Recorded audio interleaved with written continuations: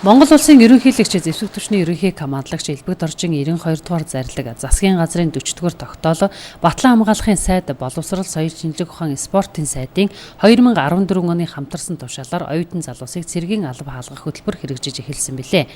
Оюутан цэрэг хөтөлбөрийг Монгол улсын ихтэй сургуулийн оюутнуудыг суралцах хугацаанд нь цэргийн эрчимдсэн сургалтад тусгай хөтөлбөрөөр цэргийн бэлтгэл сургалтад хамруулан цэргийн алба хаалгах бололцоог бүрдүүлэх, эх орноо батлан хамгаалах, төрийн алба хаших, эрүүл чирэг бие бэлдар сэтгэл зүй болон цэргийн бэлтгэлтэй залуусын тоог нэмэгдүүлж, улс орныг батлан хамгаалах чадварыг сайжруулан, дайчилгааны бэлтгэл үүрэгтний нөөцийг хангах зорилгоор хэрэгжүүлж байгаа юм а. За энэ жил одоо 4 дахь жилдээ хэрэгжил Монгол улсын 4 дахь жилд Ховд аймагт 2 дахь жилдээ хэрэгжиж байгаа.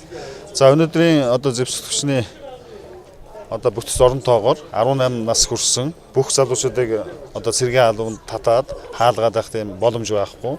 Тийм учраас энэ ялангуяа энэ хөтөлбөр бол оюутан залуучууд бол одоо сурч байгаа хугацаанд цэргийн албаа хаалгадаг. Бас оюутнууд залуучууд бас тодорхой хэмжээгээр одоо цэргийн албаа хаахад нөлөөлж байгаа. Энэ бас үр дүнгээ өгч байгаа хөтөлбөр байнамаа.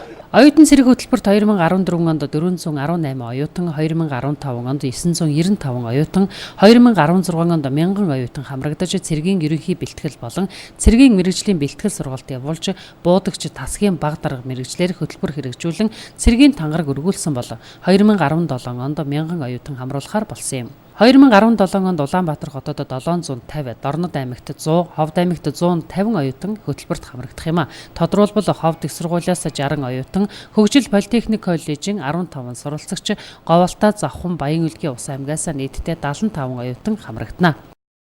Тэгээ сурч байх хугацаанд одоо цэргийн албаа хаах энэхүү боломжийг одоо Монгол улсын ерөнхийлөгч Батлан хамгаалалт яамнаас хэрэгжүүлж байгаа энэ оюутан цэрэг хөтөлбөр оюутнуудад энэ том боломжийг олгож байна л дээ. Тэгээ энэ хөтөлбөрт одоо манай оюутнууд хамраж байгаадаа бол их сэтгэл хангалуун байгаа. Оюутан цэрэг хөтөлбөрийн үйл ажиллагааны нээлтэнд аймгийн цэргийн штабын дарга Хурандаа Эрдэнэчулуун, зэвсэг түвшний 123 дугаар ангийн захирагч Хурандаа Төвшин Баяр, цэргийн штабын орон нутгийн хамгаалалт сургалтын офицер Дэд Хурандаа Ган Хуйг, Ховд их сургуулийн захирал доктор Алтан Багна, нийгэм хүмүүнлэгийн ухааны сургуулийн захирал доктор Цэрэн Даваа, доктор Бурмаа нар болон өнгөрсөн онд хөтөлбөрт хамрагдсан болон энэ онд хамрагдахаар бүртгүүлсэн оюутнууд оролцлоо. 1-2 дугаар курсын оюутнуудыг бол хамруулна гэсэн шалгуур үзүүлэлт байдаг. Гэтэл 3-4 дугаар курсын оюутнууд бас энэ цэрэгт бол хамрагдах хүсэл сонирхолтой. За яагаад 3-4 дугаар курсын оюутнууд хамрагдах одоо шаардлагатай гэдгийг гэхээр зарим ангиуд хээрийн дадлага нь бол 6 сараас 8 сар хүртэл хээрийн дадлагын одоо цагтаа давхцдаг. Тэгээд дадлагатай одоо явж байгаа оюутнууд бол цэрэгт хамрагдаж чадахгүй ийм шалтгаанаар 3 болон 4 дугаар курсын оюутнууд бол их хүсэлт ирүүлдэг. Гэтэл энэ нь бол нөгөө яамнаас ирсэн шалгууртаа бас нөгөө насны буюу оных нь одоо ялгаа цаг таарахгүй нэг ийм жоохон зөрчил гарч байгаа. Хоошд бол бид нар бас оюутнуудынхаа төлөө дээд одоо мэдлэл бүхий байгууллагууд нь энэ хүсэлтэд бас уламжлах сонирхолтой байдаг.